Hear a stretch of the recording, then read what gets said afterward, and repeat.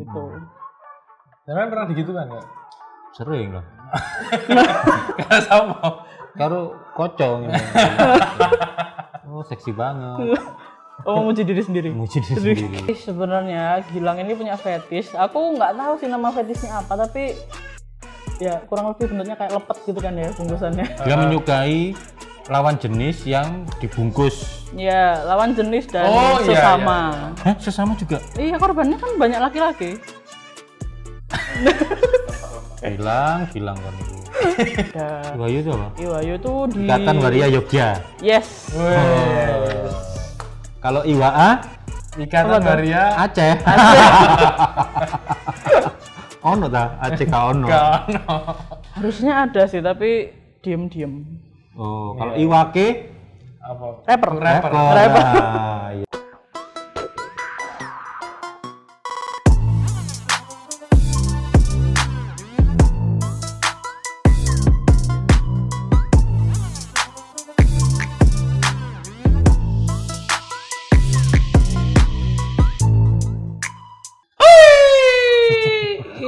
Yo, what's up yo? Kembali lagi bersama OMK Surabaya. Salam Bamble dari Bamble Indonesia. Kita tanda salib dulu. Oh iya. Oke. Dalam nama Bapa dan Putra dan Roh Kudus. Nah, belakangan itu kita OMK Surabaya Biasanya itu, belakangan ini, bukan Belakangan itu. belakangan Belakangan itu. ini. belakangan itu iya belakangan belakangan ini Ah, ngono. itu kita banyak kedatangan aktivis-aktivis. Minggu lalu kan kita Oh iya. kedatangan Prama dari Madiun, Aktivis COVID. kemanusiaan. Nah, Nah, sekarang kita kedatangan seorang aktivis yang mungkin jarang kita temui ya. Karena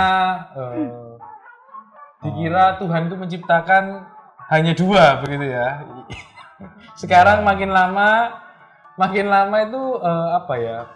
Gender pun berkembang gitu ya. Nah, kita datangkan langsung ini aktivis gender dari Papua, bukan dari Surabaya. Kita sambut Ayu. Luar biasa. Hai. kenalan dulu nama, paroki, terus kesibukannya kuliah atau kerja, Status perlu. status. Boleh.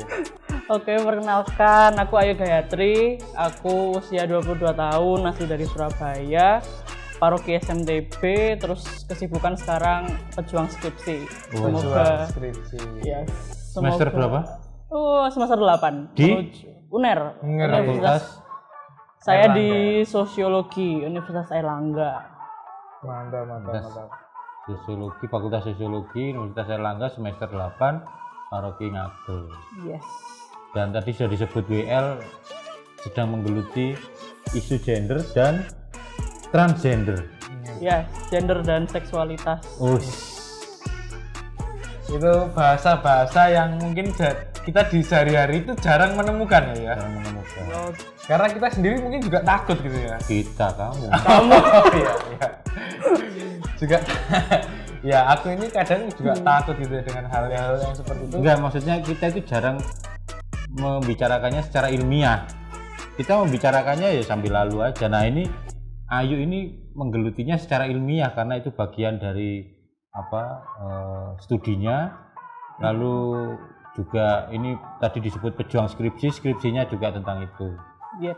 Jadi latar belakangnya dulu ya. Jadi Ayu ini menggeluti isu gender, ikut beberapa komunitas organisasi yang menggeluti isu gender dan seksualitas. Lalu sekarang skripsinya tentang Counter hegemoni kelompok transpuan Surabaya.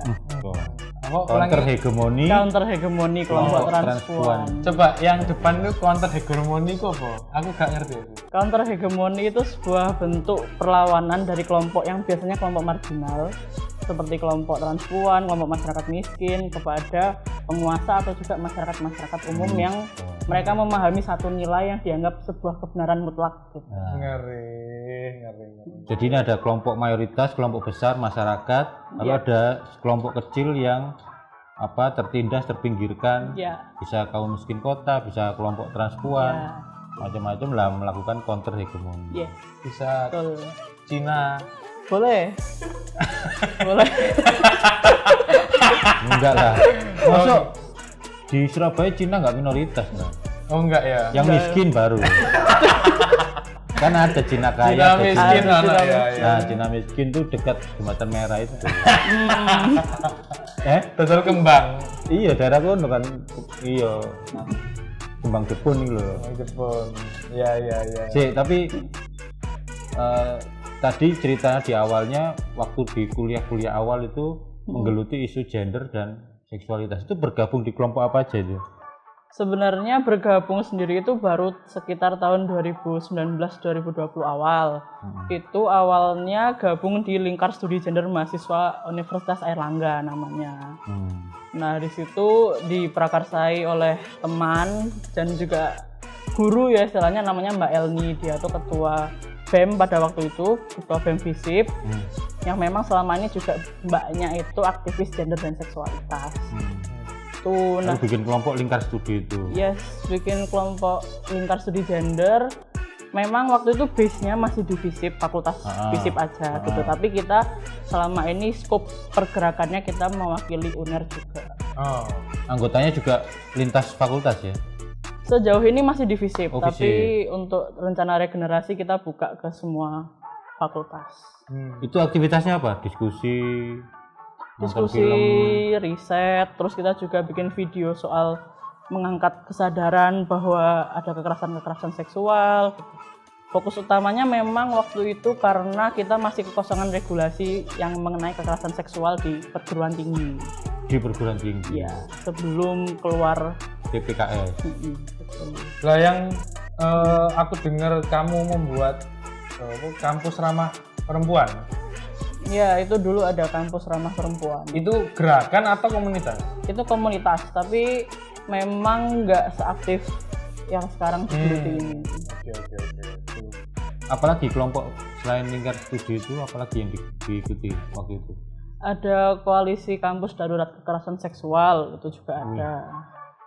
Tapi yang ini sebenarnya dipegang Amnesty UNER. Ada lagi itu? Ada Amnesty UNER itu memang dia lembaga mahasiswa tapi memang lebih fokus ke advokasi hukum. Tapi di situ juga ada divisi yang peduli soal isu perempuan dan anak. Nah, salah satunya membahas tentang kekerasan seksual di perguruan tinggi itu. Kamu yang jadi dirjen itu di apa? Di kelompok apa? Di BEM FISIP, di Kementerian Pergerakan dan Kesetaraan Gender. Banyak sekali organisasi lembaga. Pantesan Anda belum lulus ya? Malah bagus ya? Iya betul. Malah bagus. Daripada turu tok ning omah ya. Daripada kuliah mulai. Kupu-kupu mas. Kupu-kupu kuliah pulang. Jadinya kura-kura sekarang. Bagus sekali. Sekarang kita misalnya, aku ingin tahu dulu sih. Kamu kan bergerak di isu kekerasan seksual gitu di kampus gitu ya. Aku nggak pernah membayangkan ya, karena neng STS apa STS lanang tok ya. Kekerasan seksualnya apa? Alumni STS. Iya. Alumni STS kan semua lanang semua, nggak ada isu kekerasan seksual. Kekerasan seksual berarti ya antem-anteman berarti. Itu kekerasan seksual terhadap cowok juga. Oh iya oke. Nah, apakah masih ada banyak isu kekerasan seksual yang terjadi di sekarang ini? Banyak. Sebanyak apa? Banyak, mulai dari contoh paling rendah aja, catcalling. Itu masih banyak terjadi sekarang. Misal ke pasar, atau ke tempat umum, iya di sweet-sweet, kayak cewek itu cowok juga bisa loh, kayak ih cowok ganteng banget lu gitu. Kalau kita merasa nggak nyaman, kita nggak suka, itu namanya sebuah kekerasan seksual verbal juga. Kekerasan seksual verbal. Yes. Itu paling bawah. Bukan paling bawah sebenarnya, tapi ya banyak orang yang nggak sadar bahwa itu tuh bentuk kekerasan seksual. Paling mudah dijumpai. Iya, termasuk juga eye gazing. Kalau kita lihat cewek cantik terus up and down dilihatin. Apa namanya? Eye gazing. Eye gazing. Kita lihat. Kayak mempelototi gitu ya, kayak gelokin. Iya. Itu kan mengganggu juga ya. Seksi banget dilihatin atau cakep banget kayak gitu. Jangan pernah digitukan nggak? Sering lah. Karena sama. karo kocong gitu. Oh, seksi banget. Oh, memuji diri sendiri. Memuji diri sendiri. Iya. Itu dulu sudah terjadi kan kekerasan seksual verbal kayak gitu-gitu, kayak catcalling, terus eye gazing itu. Tapi kesadaran masyarakatnya belum sampai ke situ gitu ya. Iya. Kesadaran mahasiswanya, orang-orang di lingkungan akademi juga belum sampai ke situ. Lalu sekarang semakin kesini semakin kesadarannya meningkat, lalu ya mulai terus dikampanyekan bahwa yang gitu-gitu itu kekerasan seksual verbal. Iya, mohon dikurangi gitu ya, terutama yang nyun sewu, yang cowok-cowok ya dikendalikan lah, ini apa, otaknya itu dikendalikan gitu. Yang paling gampang yaitu catcalling, terus eye gazing, apalagi tindak-tindak kekerasan seksual gitu. Kalau sekarang mungkin lagi trending ya di WhatsApp, kirim-kirim stiker 18+. Oh, kok aku nggak tahu join grup ngono-ngono. Ada dah. Ada, sekarang kan di WA bisa kirim-kirim stiker yang konotasinya tuh 18+. Oh ya Tuhan, untung aku Gak melbu ya. grupku gereja kabel. Ngeri. Ya.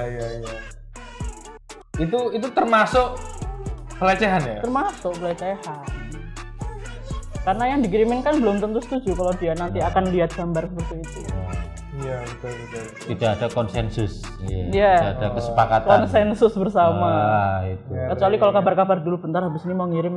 Iya, aku mau ngirim ini. Kamu mau apa enggak? Iya, mau. Ngono maksudnya. Itu ngechat apa itu? Tapi ini urusannya publik ya. Kalau yang privat, pasangan apa kekasih gitu Bisa, pasangan kekasih pun sekarang misal kalau pacaran, terus perempuan atau laki-lakinya tiba-tiba megang-megang, ngeraba-raba, terus satunya udah nggak nyaman, bilang nggak dulu deh, tapi pacarnya mikir ya kan pacarku, nggak apa-apa dong aku megang-megang gitu. Nah kalau tetap ada paksaan kayak gitu itu juga termasuk kekerasan seksual. Atau suami istri juga bisa paksaan berhubungan badan. Iya, tanpa gitu. kesepakatan. Iya. Satunya bilang aku capek, berhenti dulu deh lain kali, terus dipaksa. Tidak bisa. Nggak bisa gitu. Sekarang. Yes. Iya. Aku bojo apa itu? Tapi banyak loh. Banyak.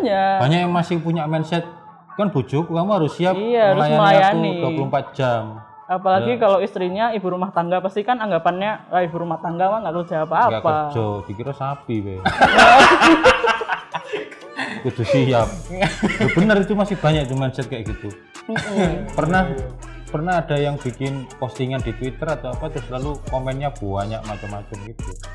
Termasuk juga waktu disahkannya Undang-Undang Tindak Pidana Kekerasan Seksual itu, TPKS itu, banyak dari pihak yang kanan-kanan itu, golongan kanan-kanan itu yang menolak. Ini apa-apaan ini, kok hubungan suami istri diatur macam-macam, merasa kan tinggal yang ada kata-kata itu kan tinggal geletak aja kok. iya beneran. Iya itu benar. Ngikuti Hayu ya kasus Ngikutin. itu, tinggal geletak aja. Kok kamu protes? Berarti dia memperlakukan pasangannya seperti sapi, berarti dia sapi. Yang ngomong gitu berarti Sesama dia sapi. sama pasti. Nah, dia memperlakukan pasangannya begitu. Iya. Itu dalam bentuk apa? Kampanye atau apa yang dilakukan apa? Di kelompok-kelompok itu. Mengadvokasi. Selama ini sih kalau di mahasiswa kita memang lebih banyak webinar. Kalau webinar kan mahasiswa lebih banyak tertarik ya, apalagi kalau kita kasih dapat poin kemahasiswaan. Itu biasanya lebih banyak. Terus juga kita bedah film, bedah buku. Sekarang kan mulai banyak tuh film-film yang udah menyuarakan kesetaraan gender, kayak Hidden Figures dan lain sebagainya. Apa? Itu juga Hidden Figures? iya, itu film soal pekerja yang di NASA pada waktu tahun berapa itu saya NASA ini apa NASA? NASA roket. Oh iya. antariksa gitu loh. Antariksa itu. Nah, di situ ada pekerja perempuan yang didiskriminasi karena dianggap perempuan nggak sebentar laki-laki gitu. Itu film-film kayak gitu, terus juga buku-buku itu banyak kita buat konten. Kalau kasus pernah nggak? Nangani kasus gitu pernah nggak? Kasus Unar nggak pernah ya? Unar. pernah dulu, kok mungkin pernah dengar soal bilang bungkus. Oh, yang punya fetish bungkus mayat itu? Iya, itu memang belum. Gak ngerti kok. Ngerti aku ngerti. Ngerti? Gilang bungkus itu ya. Gimana apa itu? Kasusnya kayak apa itu? Itu fetish sebenarnya. Gilang ini punya fetish. Aku nggak tahu sih nama fetishnya apa, tapi ya kurang lebih bentuknya kayak lepet gitu kan ya bungkusannya. Dia menyukai lawan jenis yang dibungkus. Iya, lawan jenis dan iya, sesama. Hah, sesama juga? Iya, korbannya kan banyak laki-laki. Gilang kon itu. Korbannya kan banyak laki-laki. Jadi dia suka yang dibungkus sesuatu gitu ya? Iya, kain, lakban. Jadi dia memaksa korbannya untuk Dibungkus. ngirim foto. Iya, benar. Iya. Bukan memaksa, jadi dia itu bilangnya itu riset sebenarnya. Ya ampun. Riset, padahal dia tuh kalau nggak salah kan prodi bahasa Indonesia. Oh, apa risetnya kok soal anatomi Nah, ya? tapi risetnya itu soal kalau nggak salah itu soal ngecek pernafasan. Jadi banyak korban yang diminta tolong ya kamu bebet badanmu pakai selendang atau pakai kain gitu. Terus nanti fotokan ke aku kayak gitu. Nah ternyata itu tuh fetishnya dia sebenarnya. Dan itu di-share ke ada komunitas di Facebook. Ya ampun. Yang memang isinya orang-orang seperti yang itu. Yang fetishnya sama juga. Kayak lemper itu. Lemper lepet kayak gitu. Lapu gak ada yang lemper terus saya. Manusia, dia harus lihat manusia. Oh, manusia. Soalnya dia tuh suka lihat orang kayak apa suffocating gitu, ngerasa kayak kayak tersesat gitu. Iya, terhimpit sesak itu dia ngerasa kayak itu loh, punya kamar jenazah. Kamu jangan loh pakai jenazah sesak ngono akeh. Itu nekrofilia dong berarti. Ada lagi itu? Ada nekrofilia sama mayat. Fetish yang lain? Itu kelainan. Itu kelainan. Suka dengan mayat, suka melihat mayat. Enggak, dia tuh punya hasrat. Punya birahi kalau melihat mayat. Ketika lihat mayat. Menungso iki opo ae? Ono ae. Macam-macam sekarang. Sekarang macam-macam ya. Karena ada tersedia gitu maksud apa ya karena siapa sih? Enggak, maksudnya dia bisa memanipulasi, punya handphone misalnya ngono-ngono loh. Iya. Komunitas kayak gitu sekarang tuh banyak di mana-mana. Cuman pinter-pinter cari komunitas loh. Pinter-pinter cari keyword aja. Wih. Komunitas pencinta mayat. Bagus juga. Yang setahu gue ya suka lihat lobang. Jadi lobang apapun gue deh ada kayak gitu. Oh nggak tahu ya aku videonya. Aku nggak ngerti kalau yang lobang. Di knalpot sama itu loh, yang beritanya di dahan pohon yang ada bolongnya itu dimasukin itunya. Hah? Itu ada, itu tahu ya, itu aku tahu itu. Gila, nggak pernah tahu. Langsung setrum mati ya. Enggak, tapi tadi ngomongin soal kasus ya. Iya, kasus. Maksudnya yang pernah diadvokasi, kalau yang kasus Gilang bungkus tuh nggak diadvokasi? Waktu itu masih belum jadi tanggung jawab. Ketika itu kan terjadinya di FIB ya, karena dia mahasiswa ilmu budaya. Akhirnya yang di FISIP kita cuma bantu untuk mengumpulkan korban-korban aja. Nanti advokasinya dibantu FIB, terus pihak universitas pusat rektorat. Terus kalau yang dari kelompokmu sendiri yang tadi itu, apakah juga pernah advokasi atau? Pernah sebenarnya, tapi karena korban itu tidak berkenan untuk tindak lanjut, akhirnya kita cuma bantu untuk advokasi soal itu, syuting video tanpa konsen. Jadi ketika kita makan-makan, ceritanya itu lagi makan-makan. Nah, ada nih pegawai kafe ngevideo. Candid gitu. Candid, ngezoom gitu. Nah, terus itu kan kita nggak nyaman ya, karena kita juga nggak tahu kan bagian tubuh apa yang di video. Nah, kita tuh coba untuk advokasi itu. Iya. Untung-untung kalau yang di ini kan. Nah, kalau bagian tubuh privat yang lainnya, nah itu dia sempat lapor, tapi memang karena waktu itu dia kurang berkenan untuk ditindak lanjut, akhirnya ya stop. Gitu. Biasanya sering gitu ya, kalau kasus kekerasan seksual tuh korbannya sering dia sendiri menutupi kasusnya gitu ya, merasa itu aib, merasa itu malu begitu. Iya, malu. Iya, banyak sih sebenarnya, beberapa kali juga soal laki-laki juga korbannya, dan dia itu dapat pesan-pesan yang konotasinya 21+, 18+. Dari cewek? Dari laki-laki juga. banyak kayak gitu, kayak diajak kamu mau nggak bermalam sama aku gitu. Main-main yuk ke kos, padahal di main-main tuh ya Main-main main maksudnya gitu. biliar maksudnya. Main kartu, gerdu-gerdu. Ya Itu. ampun, iya.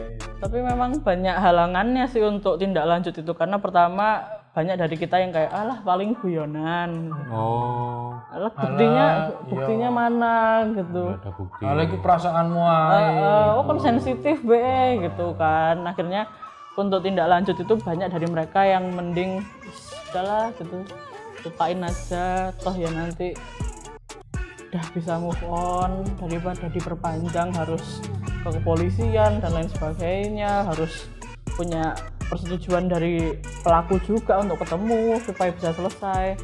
Itu yang bikin lama itu di situ. Akhirnya banyak yang menarik diri. Berarti PR terbesar komunitas kelompokmu itu ya di kesadaran ya? Iya, membangun awareness itu PR berat. Iya, itu yang pertama harus dibangun Iya. beneran ya. Siapapun ya, dari segala umur ya. Iya, Terlebih ya mahasiswa karena iya. kalangan terpelajar ya.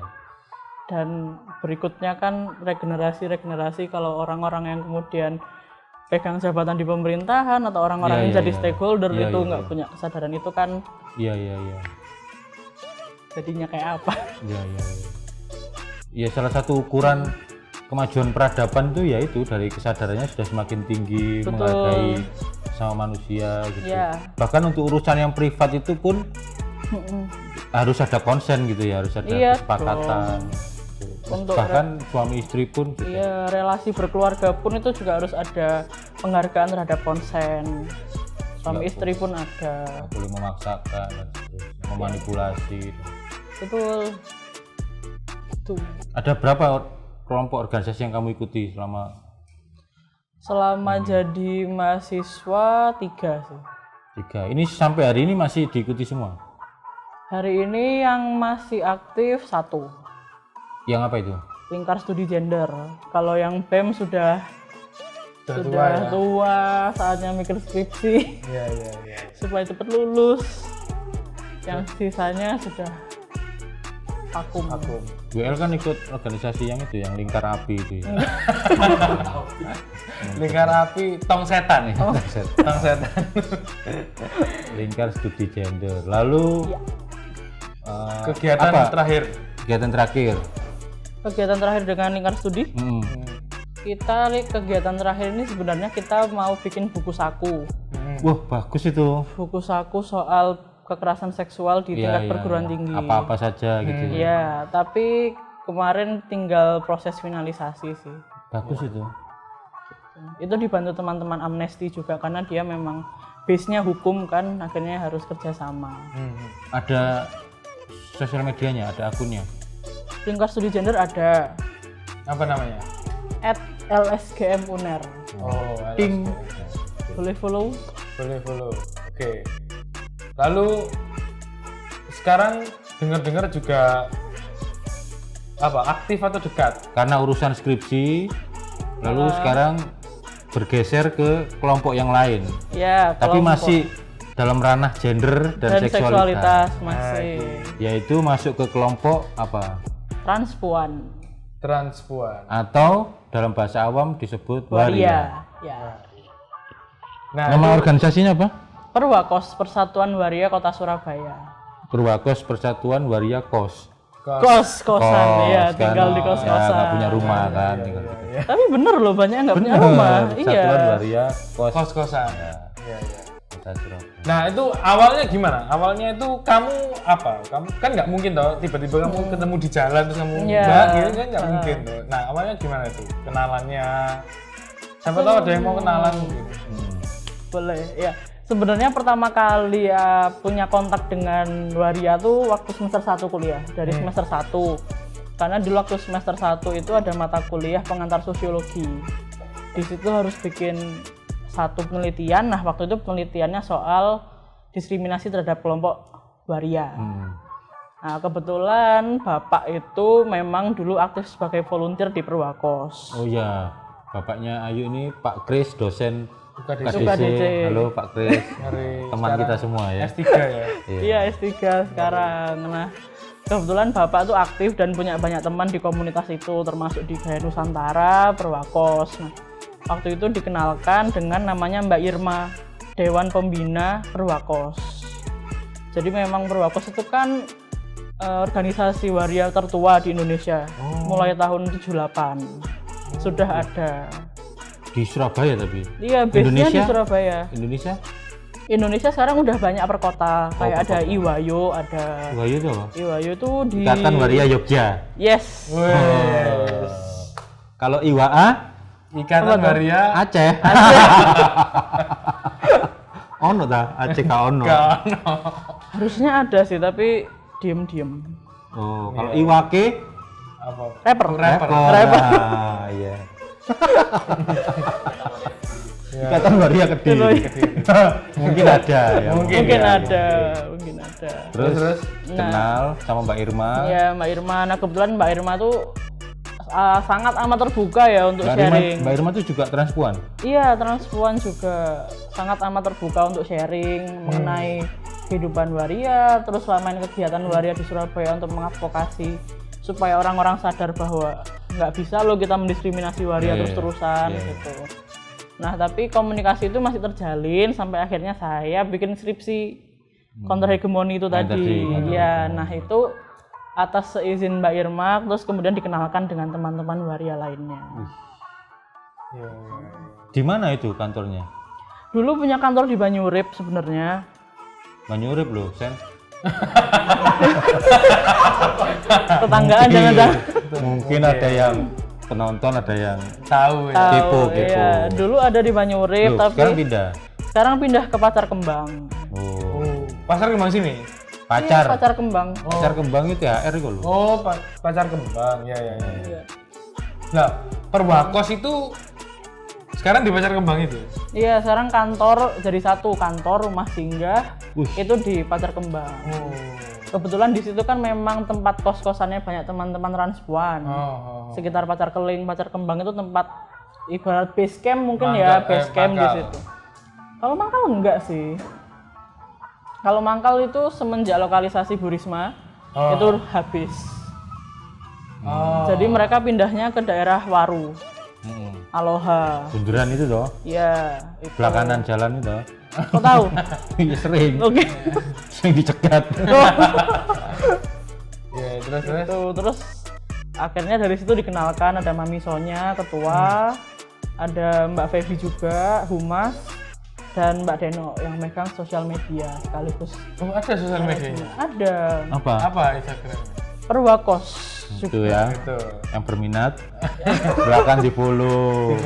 Mungkin pengen tahu perkembangan Perwakos. Iya, mereka aktif juga di situ. Untuk sebagai itu kan juga bentuk mereka untuk mengadvokasi bahwa hak-hak banyak hak-hak teman-teman transpuan itu yang masih belum terpenuhi. Itu juga. Lalu dalam rangka skripsi itu kamu lalu juga ikut dinamika mereka di organisasi itu, ikut kegiatan mereka juga? Kegiatan sebenarnya baru sekali aja ikut diskusi. Oh, ada diskusi gitu. Mereka tuh ada pertemuan bulanan, biasanya dua kali sebulan. Tapi kalau memang ada isu yang sifatnya urgent, bisa kapan aja. Ini pertanyaan sensitif apa enggak ya? Enggak tahu. Tak tanyakan aja. Boleh. Daripada nyantol di kepala itu. Apakah kalau cewek ketemu waria itu apakah perasaannya sama seperti cowok ketemu waria? Kita cowok ketemu waria itu kan takut. Bener nggak? Ya. Hampir 90% cowok itu ketemu waria takut. Cowok tulen lah ya. Cowok tulen. Ya. Kalau cewek ketemu waria gimana? Apa yang dirasakan?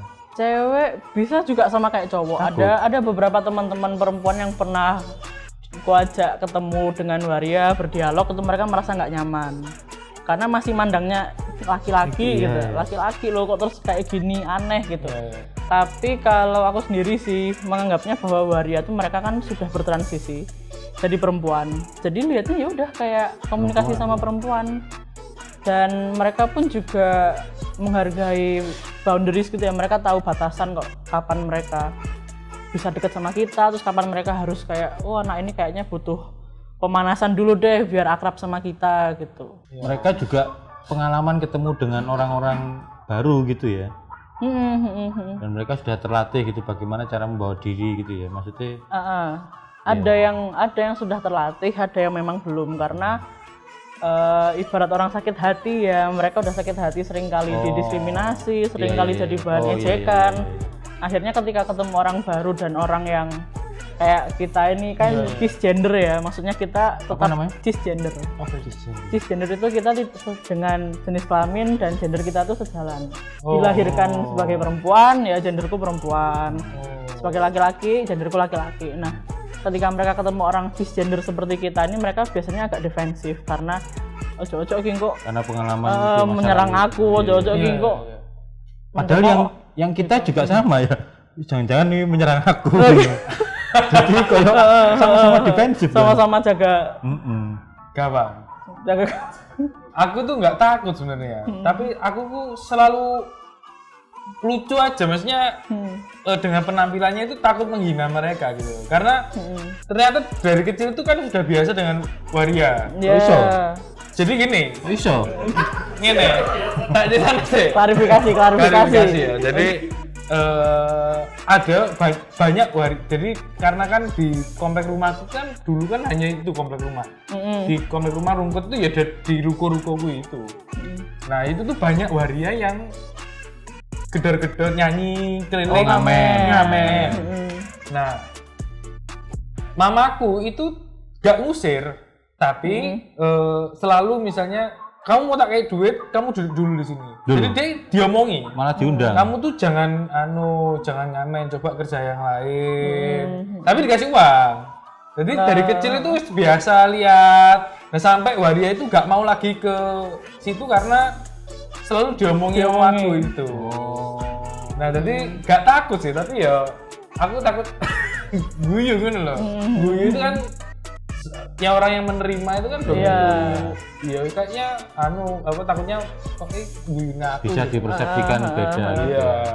Nanya aku kah? Iya, padahal enggak, ya lucu aja gitu loh. Ya. Terus setelah apa? Setelah ikut bersama-sama mereka, kira-kira kamu menemukan nggak apa sih? Sebenarnya banyak nggak kekerasan atau pelecehan yang dialami mereka? Diskriminasi gitu. Wah, banyak banget sebenarnya. Contohnya? Banyak banget. Kita bicara sebagai anak kecil gitu ya. Mereka tuh kan kebanyakan sudah merasa bahwa jiwaku dengan casingku ini udah nggak cocok sejak kecil. Ada yang mulai dari TK, dari SD, itu mereka sudah merasa bahwa aku nggak nyaman nih dengan tubuhku, aku nggak nyaman gitu. Nah ketika mereka come out, maksudnya mereka jujur ke keluarganya atau menunjukkan gerak-gerik kalau laki-laki mungkin kayak kemayu gitu, atau perempuan dia sering kelihatan tomboy banget gitu. Nah biasanya keluarga itu udah mulai kayak anakku itu apa gitu, kelebon jin kah gitu. Karena banyak kok yang mikir bahwa ketika anak-anak seperti itu tuh kerasukan gitu. Banyak yang diusir, dikeluarkan dari kakak, diasingkan gitu. Jadi banyak teman-teman waria itu yang mereka sejak kecil itu mengalami penolakan bahkan dari keluarganya sendiri. Katanya masih sampai diruqyah ya? Ada yang diruqyah berkali-kali atau tetap aja nggak berubah. Iya.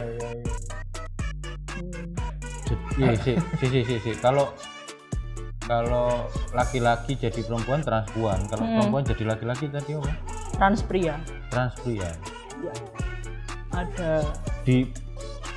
Kalau di Purwakos itu ada? Nggak ada ya? Enggak, kalau Purwakos memang waria, jadi laki-laki ke perempuan. Tapi kalau komunitas transpria ada juga, cuman aku sih kurang tahu kalau di Surabaya. Terus ini apakah ada mindsetmu yang berubah setelah terlibat bersama mereka, berteman dengan mereka? Apakah ada pola pikir yang berubah yang kamu rasakan?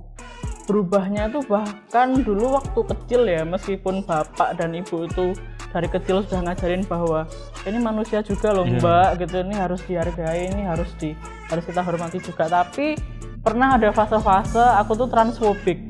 Jadi ketika lihat waria tuh aneh banget gitu, asing gitu. Karena dulu pernah punya pengalaman ketika ada waria ngamen tuh ya, itu ngerasa risih gitu loh. Kok deket-deket ini Nah, aneh itu habis gitu. ngamen di rumahnya WL itu. Terus lanjut ke rumahmu. Iya. Pernah ada yang ngamen-ngamen dan itu kayak kok aneh gitu, ini laki-laki apa perempuan, maksudnya kalau laki-laki dandanannya perempuan, tapi kalau perempuan kok ono iya wajahnya tuh kok wah kok aneh gitu. Itu sempat ada sih, akhirnya dulu tuh sempat zaman-zamannya Facebook, Twitter anak kecil ya, tweet apa aja gitu kayak bencong aneh banget ya, deh gitu. mencurahkan ya. Tapi kemudian waktu SMA kuliah dialog langsung dengan mereka, kita tuh ngerti sebenarnya bahwa mereka tuh nggak menghendaki loh kehidupan yang seperti ini gitu. Untuk jadi pengamen, jadi PSK atau terus hidupnya di bawah garis kemiskinan, terus akhirnya mereka kayak ibaratnya menghalalkan segala macam cara ya supaya dapat uang gitu. Supaya bertahan hidup ya. Supaya bertahan hidup. Nggak ada yang kerja formal itu ya? Kecil kemungkinan.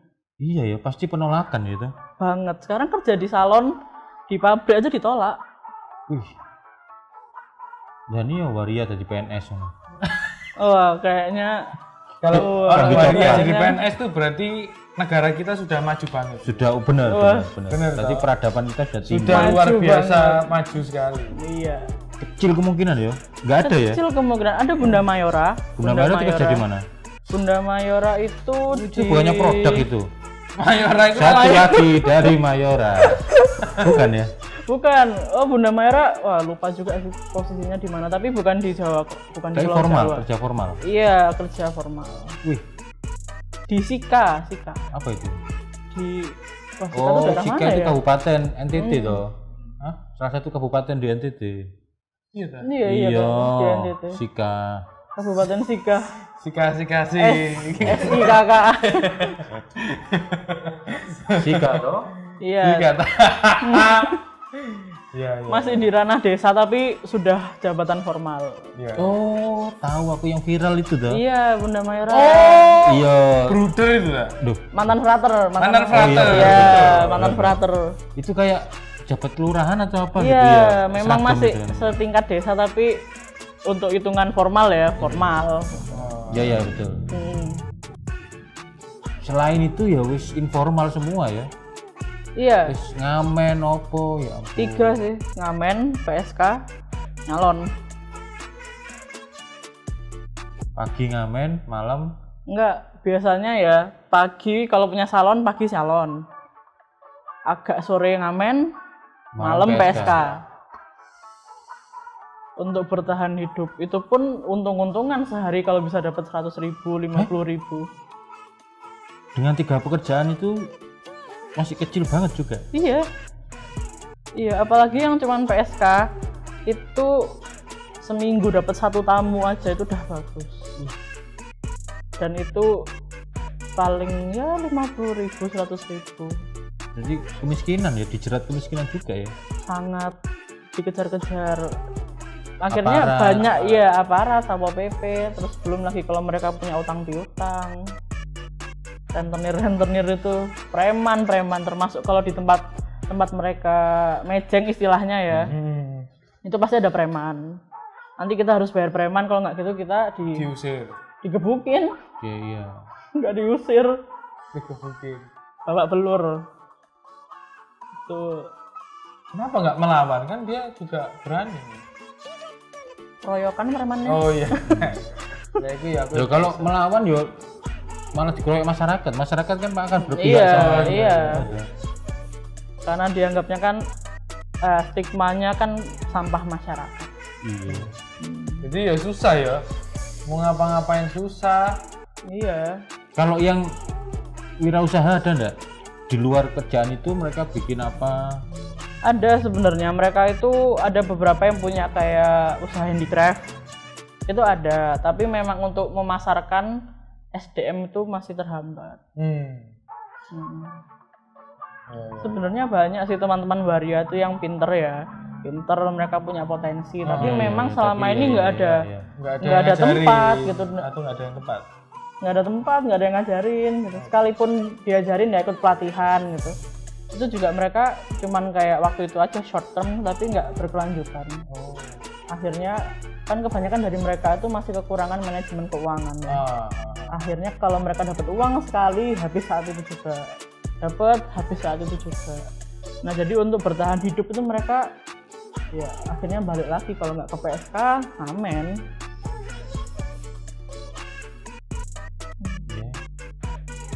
Assalamualaikum warahmatullahi Tapi istimewa loh Ayu ini.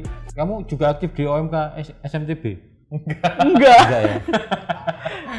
Enggak lah. Karena kan ya orang juga melihat dia aneh gitu ya mungkin ya. Kamu ngapain kamu sama Ngurusi mereka? ya. Iya. Oh sering dikira lesbian aku tuh. Oh, ada gitu juga ya? Iya, jadi kayak di sosial media terus bikin postingan soal awareness ya bahwa hak-hak soal LGBT gitu. Akhirnya sempat di kampus tuh beberapa orang tanya, kon kita jadi lesbian ya gitu.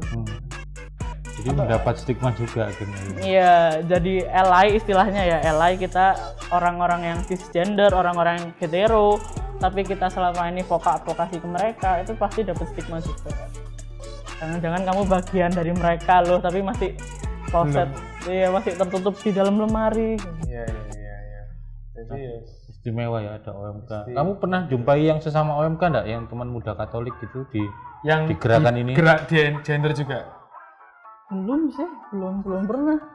Nah itu ya pesan. Mungkin mereka concern di bidang lain, mungkin olimpiade. Fisika. Olimpiade fisika. Iya. Ada nggak kamu aktif selama ini di gender itu, kamu ada nggak pengalaman iman yang kamu dapat? Atau kamu punya cara pandang baru terhadap iman Katolik atau semakin kuat atau? Pertama sih sebenarnya kalau untuk pandangan baru ke iman Katolik, pernah ada cerita dari teman waria yang kemudian sempat bikin kecewa ya. Oh Katolik kok masih ada sih penolakan gitu. Kan waria tuh nggak hanya Muslim ya, jadi yang Katolik pun ada, Kristen pun ada gitu. Nah ketika mereka mau ibadah di gereja, ini nggak nyebut paroki mana ya, karena aku sendiri juga nggak tahu. Itu mereka dapat penolakan di situ.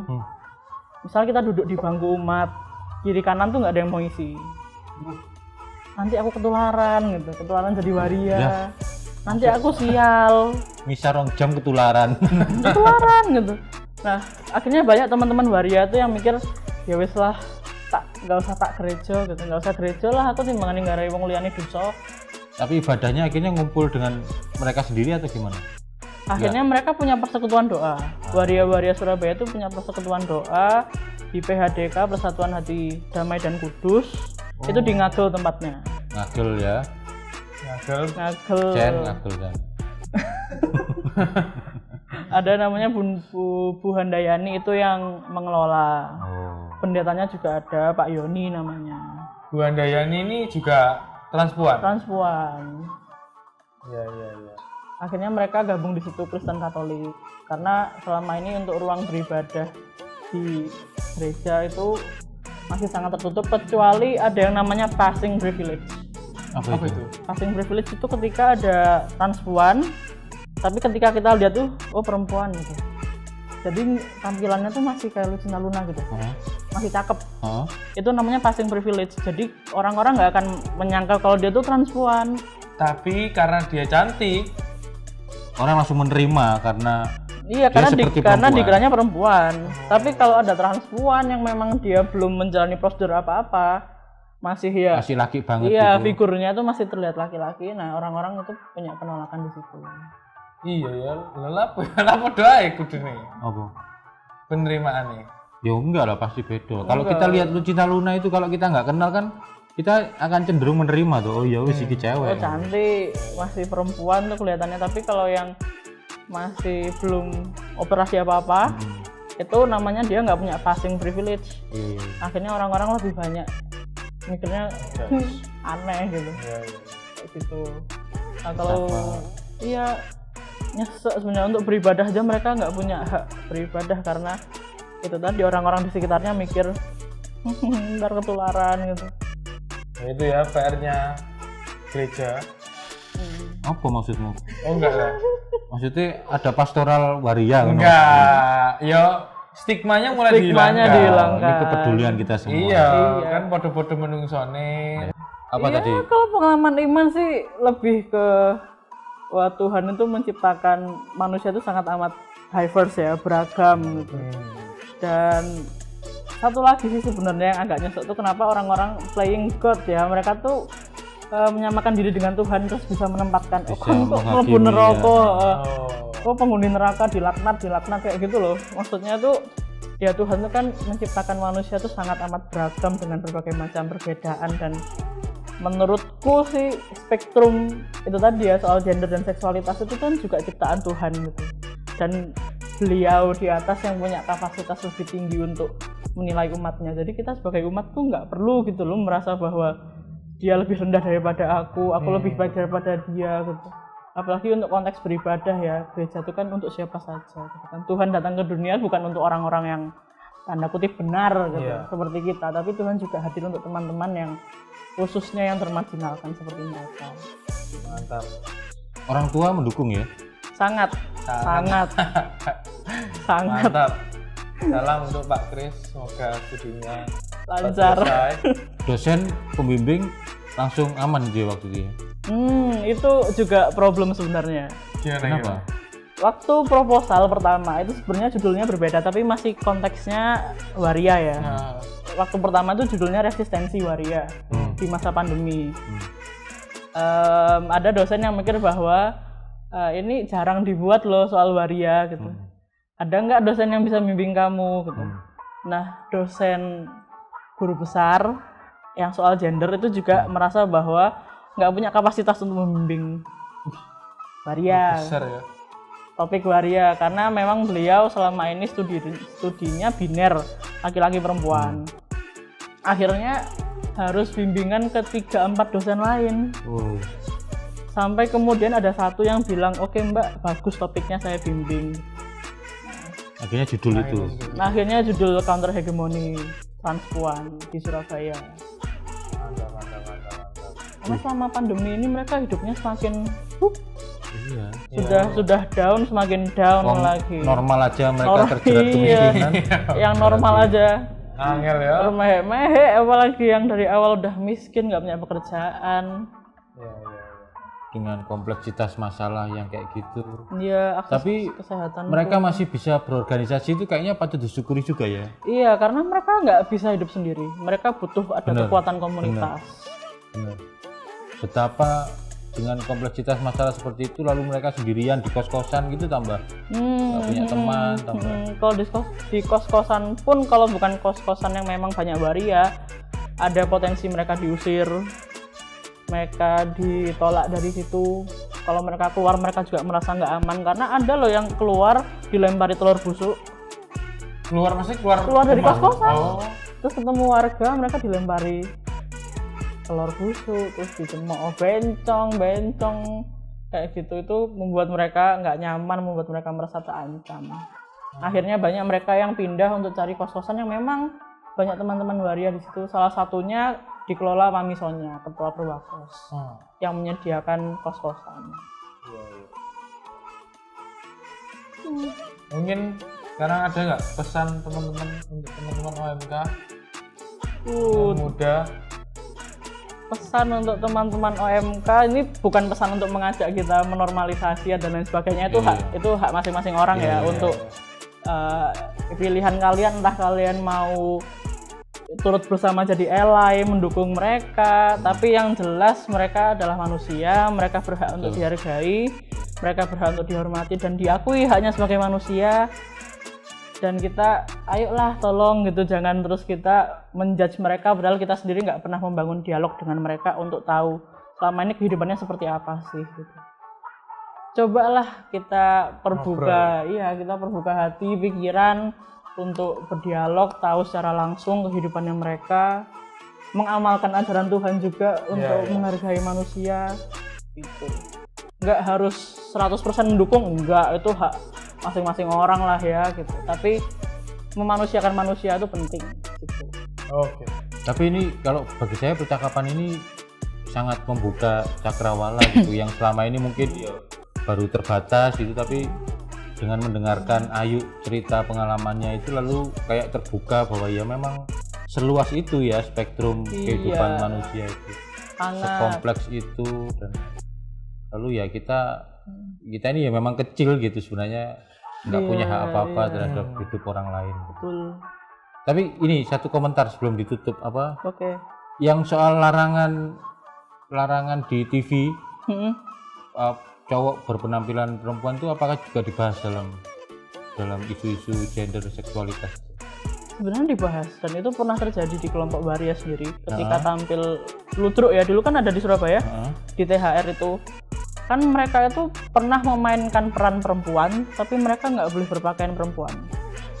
Oh, jadi, itu waria show. Iya. Di taman remaja. Taman remaja, iya. Nah, mereka itu sebenarnya nggak merasa apa ya, kalau khususnya waria sih ya, mereka itu lebih baik nggak makan daripada mengubah casing gitu. Nah, di TV juga salah satunya seperti itu sih.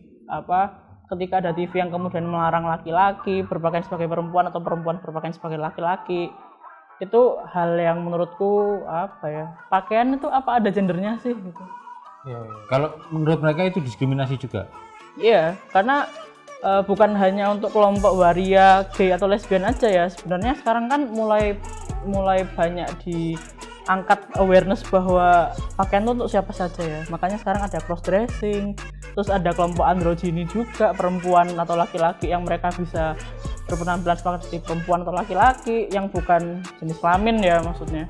Tapi ya itu tadi loh, baju itu apa ada gendernya sih, kayak biru buat laki-laki, pink buat perempuan, atau sekarang kan juga banyak laki-laki yang boleh pakai kutek, pakai rok, pakai baju-baju yang dikira baju perempuan gitu. Lipstick, makeup itu udah di zaman sekarang itu bukan hal yang sebenarnya udah diatur-atur kayak gitu. Itu kebebasan setiap orang sih untuk mengekspresikan dirinya. Saya dulu sempat cicipi sebentar waria. Apa nih? Pendampingan waria di Pattaya. Jalur itu tempat gay sebenarnya, bukan Pattaya ini Pattaya. Bukan Thailand. Bukan Thailand. Pattaya Delta Plaza. Oh, iya. Depannya Monumen Moncasel itu, seberangnya itu ada jalan setapak gitu namanya Pattaya. Itu tempat ngumpulnya gay dan waria ya waktu itu. Tapi lebih banyak teman gay yang di situ. Waktu itu sempat karena saya ikut di organisasi mahasiswa, ikut dampingi. Waktu itu kan pokoknya kaum miskin kota gitu. Nah, kaum miskin kota itu kan ya macam-macam, ada gelandangan, pengemis, anak jalanan, kaum gay itu di situ. Nah, lalu berkenalan dengan beberapa orang dari mereka, lalu ya akhirnya concernnya berubah ke kaum miskin kota karena di situ ada komunitas pencari cacing, orang yang hidupnya di pinggir kali itu, bangun gubuk-gubuk, itu lalu berteman dengan mereka. Jadi supaya mengalami waktu itu karena di organisasi mahasiswa itu di PMKRI, supaya mengalami kehidupan kaum miskin kota itu, supaya kita punya empati kan. Jadi kayak pembinaan gitu waktu itu. Sebenarnya Pattaya itu bukan hanya tempat mereka cari mejeng ya sebenarnya, tapi itu juga tempat berkomunitas buat mereka. Jadi tempat-tempat lokalisasi kayak Kembang Kuning, Irian Barat itu juga tempat berkomunitas mereka. Ketemu temennya ya. Iya, nggak mesti untuk cari pelanggan, tapi memang itu tempat yang mereka bisa merasa bahwa kok ada temen di situ, ada temen di situ. Iya, karena mereka mau kumpul kemana sekarang, mereka ke mall, dirasani, diikuti satpam, bahkan kena satpol PP. Satpamnya itu mau ikut komunitas itu sebenarnya. Sering di stigma, ojo-ojo kok nyolong, ojo-ojo kok gelandotan gitu. Ya mereka kan akhirnya nggak nyaman, nggak punya tempat untuk berkomunitas. Apalagi sekarang lokalisasi juga udah dibabat habis. Akhirnya mereka sekarang akhirnya banyak yang hidup sendiri-sendiri. Yang paling keren tuh kalau soal isu LGBT itu ya Paus Fransiskus itu statementnya. Siapakah aku? Iya, sangat amat vokal untuk menghargai hak-hak teman-teman LGBT sih. Itu pun juga banyak penolakannya. Iya, pastilah. Sangat. Nanti rencana lulus kuliah mau jadi apa? Mau kerja apa? Sudah punya bayangan? Sebenarnya pengen lanjut S2 sih. Antropologi ya? Sosiologi ya. Sebenarnya pengen lanjut S2 kalau bisa dan dikabulkan dan dikehendaki Tuhan ke luar negeri gitu. Tapi masih tetap mendalami isu itu. Mantap. Semoga nanti dosen ya? Dosen Amin, dari dosen, kalau nggak gitu di apa NGO kayak UN Women kayak gitu sih. Oh iya, UN Women keren tuh. Mantap. Oke, Kita terima punya kasih. OMK yang sangat Betul. Potensial. Jarang-jarang ya. Jarang-jarang. Teman-teman yang mau mengikuti jalurnya, silakan kontak Ayu. Nanti IG-nya @AGYTRI. Agak ribet ya. Ayu Gayatri, AGYTRI. AGYTRI. Yes. Jadi langsung nanti bisa ikut, nanti diajak Mbak Ayu keliling-keliling. yang punya concern yang sama dengan itu. Betul. Nggak cuma soal transpuan tapi juga soal kekerasan seksual misalnya. Betul. Soal gender. Karena itu sekarang sangat penting di Indonesia. Iya, banget. Kita ciptakan ruang aman buat semua orang. Nah, Mantap. terima Oke. kasih Ayu. Terima kasih. Thank you. Sudah sharing-sharing di sini. Hmm. Semoga orang-orang juga semakin sadar gitu ya Yep. tentang gender. Semoga didengar oleh Bu Puan Maharani. Ngeri. Kan tadi transpuan. Transpuan, oke. Puan Maharani. Puan Maharani. Oke. Ketua DPR. Ya. Oh iya, ketua DPR kan memang bertanggung jawab untuk Bertanggung menciptakan jawab. ruang Ruang yang aman. aman. Iya. Mantap. Tolong di forward sampai ke Bu Puan Maharani. Nggak mantap. Video Siapa Di-share. tahu dipanggil bertiga. Nah, Enggak. Masih aja. ya jelas dia taruh di luar dia. Di luar nganter supir. Oke, itu aja teman-teman. Terima kasih udah nonton video kita. Jangan lupa juga subscribe, like, and share. Sekarang kita ada di TikTok juga, TikTok, di Discord. Discord juga ada. Silakan ikut komunitas kita. Siapa tahu bisa sharing-sharing. Bentar lagi ada grup WA OMK Surabaya. Isinya Apa? OMK Dunia. dunia. Mantap. Oke, itu aja teman-teman. Terima kasih dan sampai jumpa. Gak nemu. Sobat OMK Keuskupan Surabaya, jangan lupa like, komen, dan subscribe OMK Surabaya. Mantap.